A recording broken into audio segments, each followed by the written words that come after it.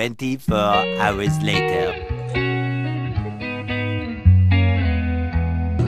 Okay mga tol, pauwi na ako. Okay mga tol, itong ginagamit kong pang-vlog ngayon ay nabasa. Napasukan ng tubig. Yung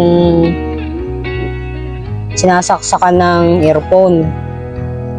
Ngayon, sabi ng manager ko, ibabad ko daw, ilubog ko sa bigasan.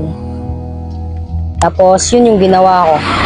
At pagkatapos ng 24 hours mga tol, kinabukasan din, kinuha ko na dun sa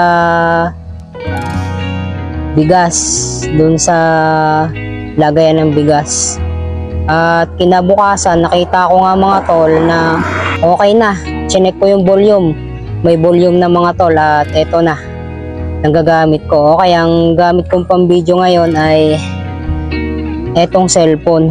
At ngayon okay na siya. Sa bigas lang pala gagana. Ngayon ko lang na-experience mga tol yung kapag nabasa yung cellphone mo, ilubog mo lang sa sa bigas, tapos kinabukasan okay na ulit, gagana na ang cellphone. Okay mga tol, at dito ko na rin tatapusin ang vlog na to. Maraming salamat sa inyong pagsubaybay at pagsuporta sa akin. Peace out and God bless.